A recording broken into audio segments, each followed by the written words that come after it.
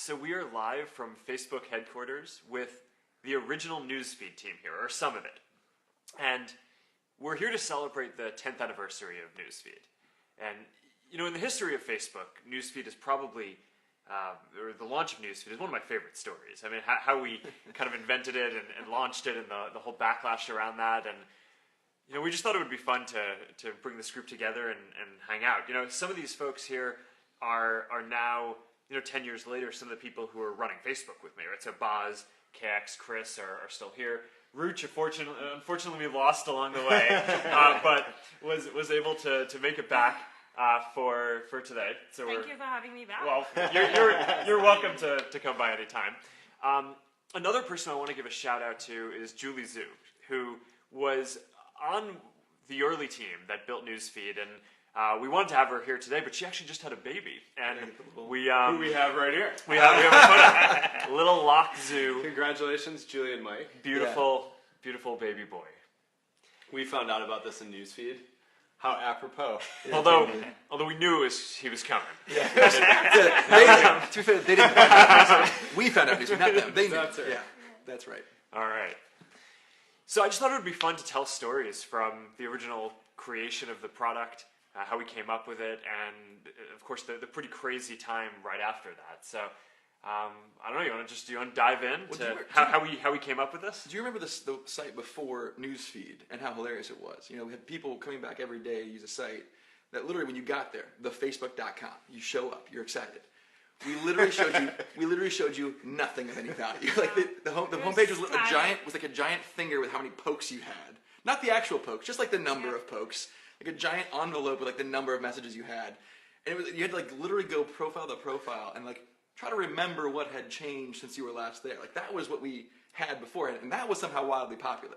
Yeah. So I don't think, you know, that was like the environment into which we like worked to build Newsfeed. Yeah, that was the problem we had to solve. At least for me, when I interviewed for a job here, it was October the year before Newsfeed launched, and I met Dustin, I met Adam D'Angelo, I met Aditya, Ruchi's husband, and I met Jeff Rothschild that day. And Dustin and Adam described this idea that like the homepage should be like a newspaper, which sort of pulled together the best bits of what had changed in the social network around you.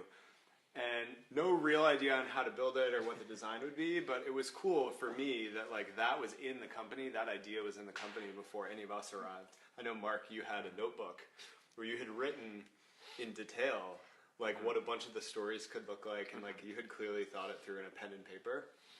And then I came in, I started about a month later, and Boz, you showed up, and Ruchi, actually you started the same day as I did.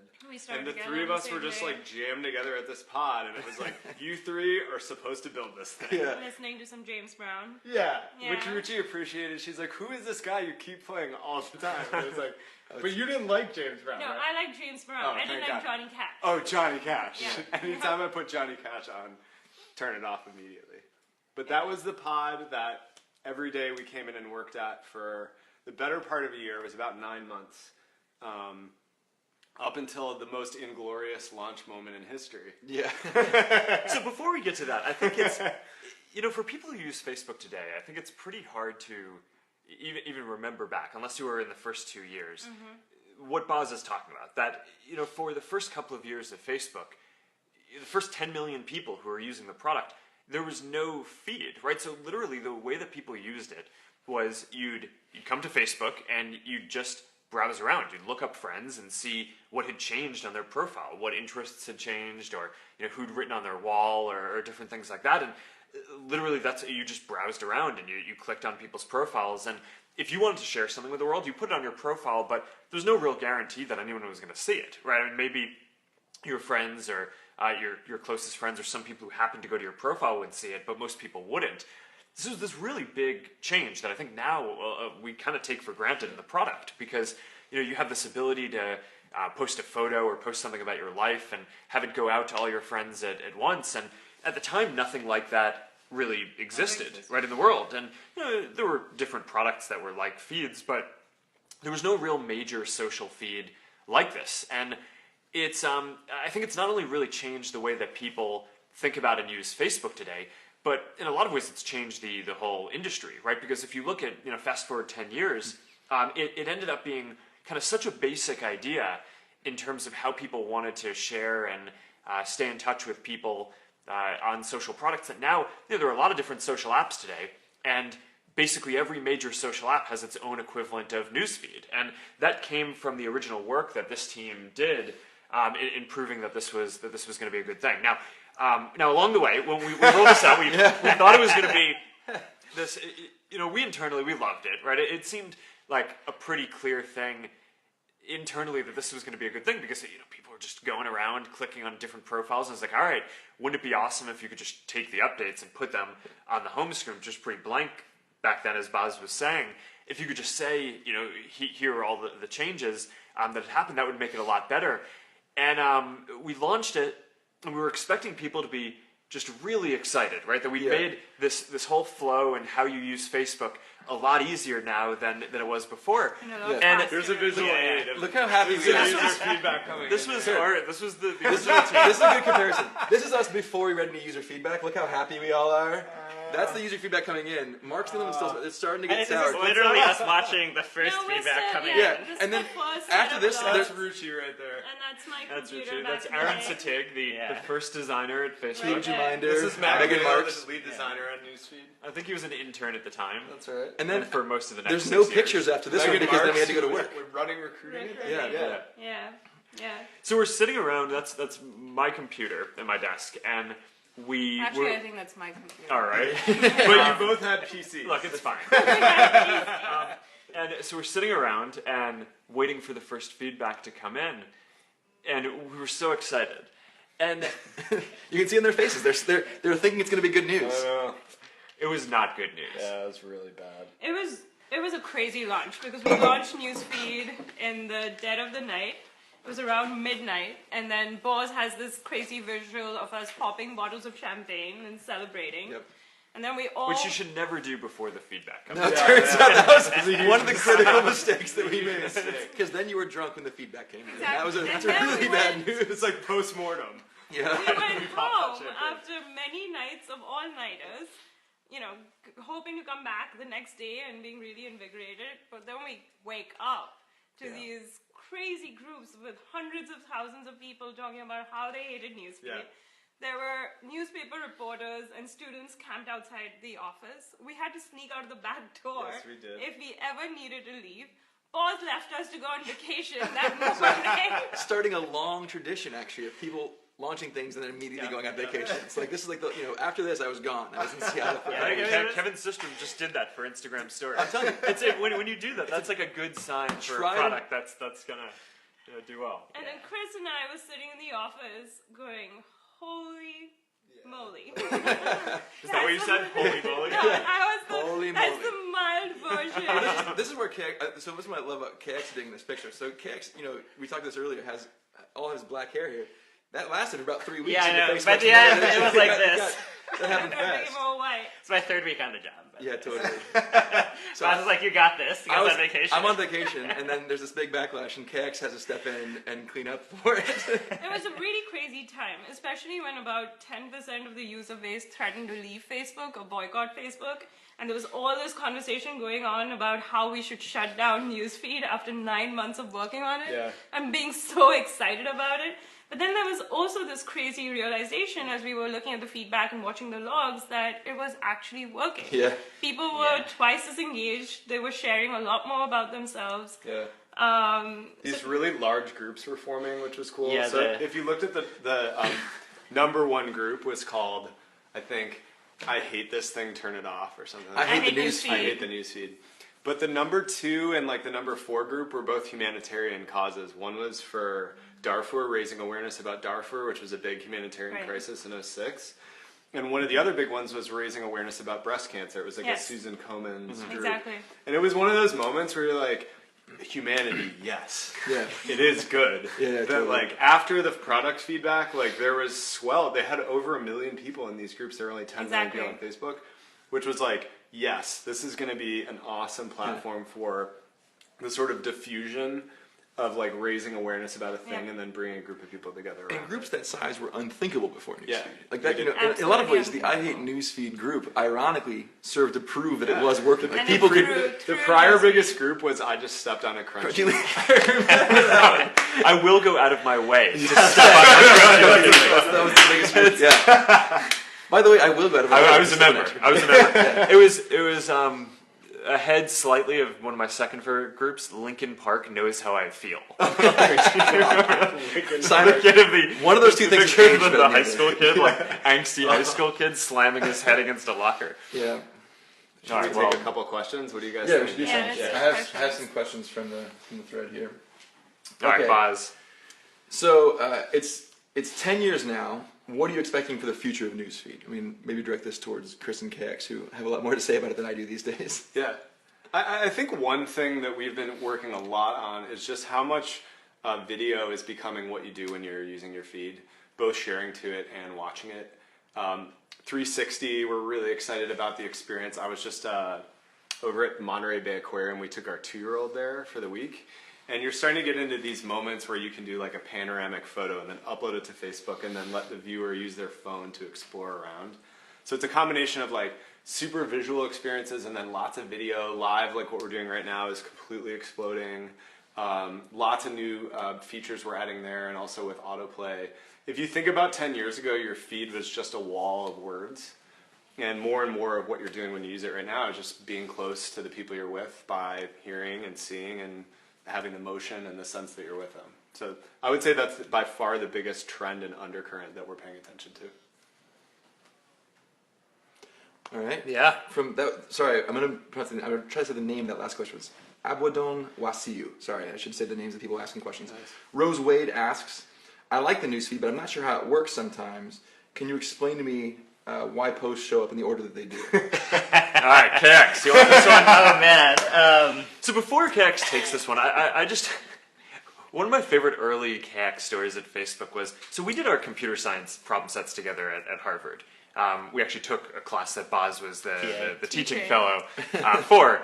And I remember you called me up while we were all working on Newsfeed and open registration and a bunch of stuff. And we're like, yeah, I like Facebook, but are you guys actually going to be changing anything new coming up? And I was like, yeah, no, we are. And then you came and then immediately had to start. You started working on Newsfeed, and then, within a month there were people in the streets protesting. It was the craziest 3 weeks. First 3 weeks of the job ever. Which, by the way, and we will get to the question in a second. How many other things have we done where we've had people protesting in the streets? I mean, that's not too many. Yeah. That's pretty rare. It speaks to the depth of commitment our early users had to the product and to what it was and what they wanted it to be for them. What they wanted it to be. All right. So now you want to explain Newsfeed ranking? How does speed work? Newsfeed ranking. I'll give you about 60 seconds. Yeah. So, I mean, the whole point of Newsfeed is to help bring you closer to the friends and family and the people you care about, and everything we do is in service to that mission. So a lot of what Chris talked about around more immersive formats, things like live, being able to feel like you're in the same room as your friends and family. It's all with that mission in mind. And ranking is a part of that. And the idea here is we try to make sure that you don't miss the most important stories of your day. So, for example, on Friday, I woke up and found that story. Yeah, there we go. Let's get Locke Any chance to get Locke on a stream? And it clearly was the most important story for me that day, and it's something that I definitely would not have wanted to miss. And that was a case where I think ranking really helped make sure that happened. So the average person will have 2,000 stories that they could see in a day, and will only have a chance to read about 200. And so we try and resolve that asymmetry by making sure that we have the best stories on top. All right. And really, I mean, Newsfeed ranking it's a really big AI problem, right? Artificial intelligence, right? Because you're basically looking at all this content, like Chris was just saying, and trying to determine what is going to be the most important to the person. So that way, and we do these, I guess, surveys afterwards where we get a bunch of people from the community to come in and tell us, did we get this right? Right? Of the 2,000 things that you could have seen, are these the most important things that you cared about in the world that day? And we basically judge the success of our AI for Newsfeed on how accurate we are at that. And we're looking at all this content, right? So all the stuff that your friends post, all the media and public content that you might be interested in, and we try to understand what the content is about and how that matches up to your interests, and which friends you're going to care about more than others, getting an update for, and which content is more important. So Julie having a baby is pretty important. I'll just bring this out one more time. Yeah, just like for example, this gorgeous child. It's like that's got to be on top. And although I see you liked it, where's the love? Seriously, man. Total erroneous decision on my part. Yeah. So I mean that, the AI basically needed to figure out that was important, right? And that Julie was someone we really cared about, and decided to show it at the top, and it got it right? I think in a lot of cases, and that's awesome, and we're proud of that. And there's a lot more work to do, right? And as Chris was saying earlier, the content is always evolving, right? So it used to be text, which is pretty easy for AI to look at, and now it's video, which is a little bit harder to understand what's in there. But so we're building more and more complex systems that do that. But I think a lot of people have this view of newsfeed that it's just, okay, we're going to take some posts and show them in order, and it's not that complex of a problem. But to this day, newsfeed is one of the most advanced technical systems that we've built, and that I think exists anywhere in the industry, because it just is sorting through this crazy amount of content and producing this feed of what are going to be the most important things to you for more than 1 billion people every day, right? So there's nothing else like that in the world, and it's a pretty advanced and interesting piece of technology and artificial intelligence. And I should point out that Julie is watching the live stream and says, thank you for the shout out. Locke is happily sleeping away, just like in the photo. So Julie, we miss you, we love you. Happy to have Locke and safely at home with the family. Awesome. Another question, Anna Perez. How did the idea come about of adding comments and reactions? All right. That's a good story, actually. There's a lot of depth to this one. Yeah, I can tell the reaction story. Go for it. So we had the most requested feature. We do these things where we aggregate all the write-in feedback and survey feedback from across the world to basically just make sure we're keeping track of the most important feature requests in each area. And for the longest time, the most requested feature was I want a dislike button. And we knew that if we were to just add another dislike button, you'd have this sort of like a lot of negativity, and you'd also have a lot of clutter in the UI. You'd just have even more buttons. And so we thought carefully about how could we come up with a UI that allowed more expression, which is what people were asking for, and did it in a way that didn't add clutter, but just made the UI just pop to life a little bit more. And so one of the ways we determined which reactions to add was the way we do a lot of our road mapping is we just go study what's already happening with our research teams in person, and then with analytics, to just identify which were the 6 or 7 most used 1 or 2 word comments. And then make sure that they were universal, so that you could go look in Myanmar, you could look in Delhi, or look in Lagos, or look in Vienna, and find basically a very common language of responses. And that's what the initial reactions were. And now it's something that on a great day, on a really sad day, when there's a tragedy, you'll just see how the feed sort of, not just the content now, but you'll also see how the reactions sort of carry the visually, the emotional reaction. So I think it's a good example of the best and most successful products. A lot of it just come from looking at what's already happening the right way in order to sort of unearth sort of what wants to happen anyway. Yeah, that was exactly how Newsfeed started as well. Just looking at the fact that people were jumping from one profile to another, and then making it a lot easier for them to actually access the information. That was precisely, I feel like that's the way Facebook has been building product from day one. Creating new behavior necessarily. It's more taking what people already want to do and making that easier. Yeah. I mean, as an outsider, I feel Newsfeed is still the #1 product and service and social app, and basically anything that I use on the internet, I spend the most amount of time a day on it. So kudos to you guys. It's working. Whatever you're doing. It was all you. And the chronology of this, first we added comments, then we saw that people were writing in. A lot of the comments were just +1 or I like this or something. That's right. We're hey, wouldn't it be awesome if we had a single button, so instead of having to type out a comment, you could just express that, and then we did that, and then people asked for dislike.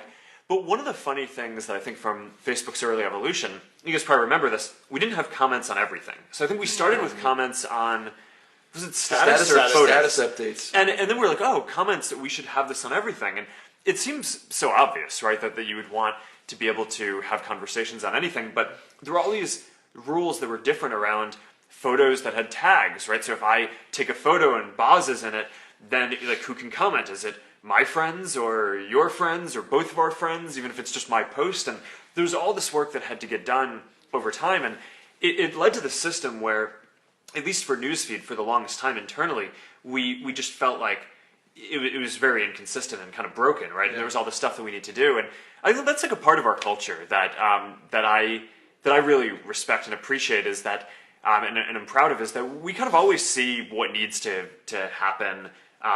We never see it as a complete thing, right? I mean, people were like, okay, it's awesome that you have comments here. We're like, we kind of need to have it everywhere. Chris was talking before about having video. It's, we're proud of the work that we're doing in live and some of these other areas, but it's like, all right, there's so much more that needs to happen. So, I mean, I think that's the kind of attitude that leads teams like this to build Newsfeed. As long as I've been here, we've only ever had more work to do. Monotonically increases the amount of work that we have to do at a given time. Yeah. Matt Navarra, actually from the Next Web, asks, how will Newsfeed change with the advent of VR? And I think let's broaden it a little bit. Like, how do social experiences change with the advent of this new technology that we're investing in? Well, one of the big trends that Chris talked about a second ago was how we're getting richer tools to express ourselves right over time. So if you go back on the internet 10 years ago to when Newsfeed first came out, most of the content was text, right? It was status updates. Newsfeed was basically all text. You have these early screenshots. I don't think we have one here, sadly. Should have brought one. It's just lost. It's just all not text.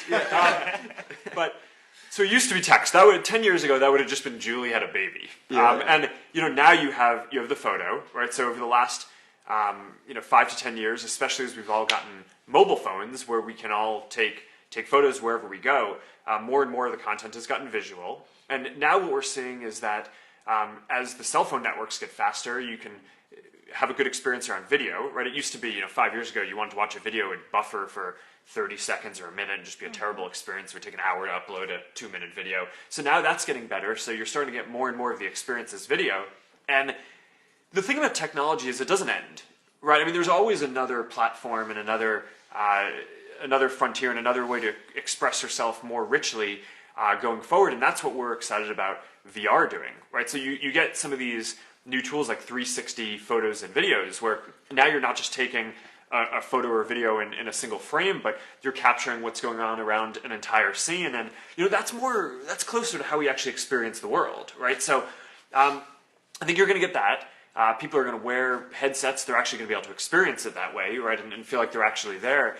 And that's just, we view that as our job, is just always kind of chase the next thing and give people better and better tools to more accurately express what they're actually experiencing and feeling. We'll do one last question, cool. And then we'll get back to work, trying to make Newsfeed better and trying to deliver on the promise we've just made to all of you. I mean, that's a check that's written that we have to make sure there's money in the bank to cash. All right, this is a fun one. James Ferryman says, it's your 10th birthday. Can you tell us 10 things that have inspired you since the inception of Newsfeed? 10 is a lot, James. Here's what I'm going to do instead. Let's try to each give one thing that's inspired us totally. Since the inception of Newsfeed. And actually, I'll start with that. I mean, it's fun to hear Mark talk about the evolution of these services from text to virtual reality over some time frame. It's funny to think back to the architecture. I mean, Ruchi and I sat down and built a lot of the early infrastructure before she ended up PMing the project over the finish line. And I remember at one point we had an architecture that defied the speed of light. Like we needed the speed of light to be a faster constant to be functional. We didn't have that much money in the bank, so we were kind of like, everything was on a 30-minute delay. People didn't know that about early Newsfeed. And the size of the challenge we were solving was just so small. It was just like such a small size of challenge, and we were approaching it from this very, what do people want to do in the world place? And what's cool is like that approach has scaled us from like this tiny, like, we don't have enough RAM in the server's size problem, up to like people in virtual reality like need to interact and like have facial expressions. And it's like